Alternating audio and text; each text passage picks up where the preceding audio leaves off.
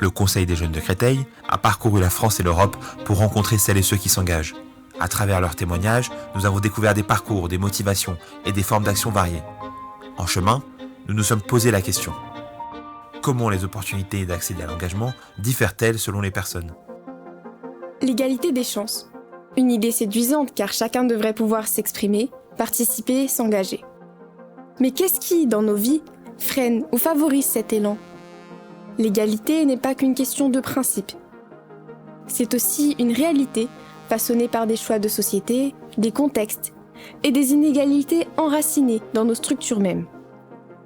Moi, c'était vraiment la distance, parce que voilà, moi j'habite à 1h30 en train d'ici, et donc de Bruxelles. Et pour moi, c'était plus compliqué parce que presque 90% des activités se font à Bruxelles. Et donc, à chaque fois, j'ai 1h30, donc je dois retourner plus tôt, donc je peux moins profiter. Ça, c'est un gros frein. Et deuxième frein, c'est que j'avais pas très peu de contacts sur Bruxelles. Et du coup, je connaissais personne, donc j'ai dû m'impliquer dedans au fur et à mesure. Après, c'est vraiment spécifique à la personne. Des fois, c'est juste le fait de faire le premier pas qui est un frein où tu dis je connais personne, ou alors juste du stress. Mais c'est des freins temporaires, il faut les surmonter. Habiter loin des grandes villes, c'est souvent être éloigné des infrastructures qui facilitent l'engagement. Pendant nos rencontres, certains nous ont raconté faire plusieurs heures de route pour participer à des réunions ou des actions. Cette difficulté dépasse la logistique. Elle limite non seulement l'accès, mais aussi le type d'engagement possible, créant un fossé entre ceux qui vivent à proximité des centres d'activité et ceux pour qui la distance devient une barrière majeure. C'est un débat qu'on a beaucoup avec nos collègues au CRAGEP, c'est comment garantir l'égalité d'engagement. Déjà, par exemple, ne serait-ce que pour les frais de déplacement. Aujourd'hui, on n'est que 2 à avoir pu venir en hexagone parce que les autres personnes ne pouvaient pas avancer les frais pour venir. Je pense que quand on est dans des milieux un peu plus précaires et un peu plus populaires, on n'a pas forcément la priorité de s'engager. Déjà, manger et faire rentrer de l'argent, c'est quelque chose de bien assez prenant dans le quotidien. Si on ne met pas en place des accompagnements pour les jeunes, pour les aider à monter en compétences, pas tout le monde a les mêmes bases. Je veux dire, moi par exemple, j'ai ma mère qui est prof, je sais, j'ai été familiarisée dès le début avec bien écrire, bien lire, bien parler. Il y a d'autres jeunes qui n'ont pas du tout été formés de façon implicite, entre guillemets. Donc oui, je pense que on n'a pas tous les mêmes moyens en fonction des milieux et que c'est important que les responsables de structures d'engagement des jeunes et même quels qu'ils soient mettent en place des choses pour aider à avoir une équité et une égalité au sein du Conseil. Historiquement, l'éducation a été un puissant levier d'égalité, mais longtemps réservé à une élite. Si la loi de Jules Ferry a permis de réduire ces écarts, les inégalités subsistent. De la même façon, l'accès à l'engagement n'est pas seulement une question de volonté, mais aussi de moyens. Quand les priorités du quotidien sont dictées par l'urgence, s'impliquer dans une cause devient un luxe.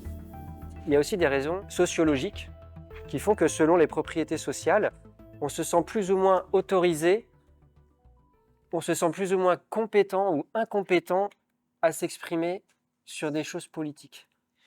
Si vous êtes un homme diplômé de classe moyenne et supérieure, les chances pour que vous vous sentiez autorisé, que vous vous autorisiez vous-même et vous vous sentiez compétent à exprimer votre avis politique sont beaucoup plus fortes que si vous êtes une femme racisée de milieu rural. C'est ce qu'un collègue a appelé le sens caché, CENS, c'est-à-dire une sorte d'impôt invisible ou d'obstacle invisible intériorisé, c'est-à-dire que les gens participent eux-mêmes à cette forme d'autocensure, où en fait la politique, c'est pour ceux qui savent, c'est pour ceux qui sont compétents. Les lois peuvent changer, mais les mentalités évoluent plus lentement. L'histoire a montré à quel point les femmes et les minorités de genre ont été systématiquement écartées des sphères de pouvoir. En Suisse, par exemple, certaines femmes n'ont obtenu le droit de vote qu'en 1990. bien après de nombreux autres pays européens. Aujourd'hui, moins d'un tiers des parlementaires dans le monde sont des femmes. Ces chiffres ne reflètent pas seulement des disparités numériques. Ils témoignent d'opportunités encore restreintes, héritées de structures et de préjugés profondément ancrés. Même lorsque les droits progressent sur le papier, leur application réelle se heurte souvent à des résistances culturelles et sociales qui freinent un véritable équilibre. On voit quand même qu'il y a certaines délégations, il y a certains thèmes qui ne sont pas donnés aux femmes. Les thèmes qui sont donnés aux femmes, c'est l'égalité, la santé, tout ce genre de choses, la petite enfance.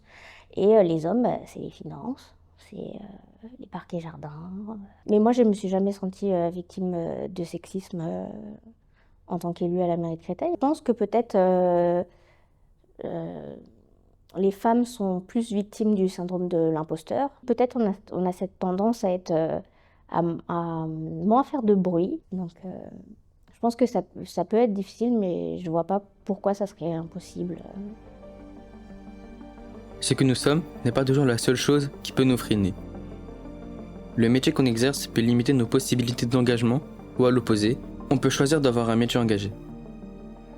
Dans le milieu agricole, c'est souvent par passion qu'on s'engage, mais cet élan peut être ralenti par les difficultés du quotidien.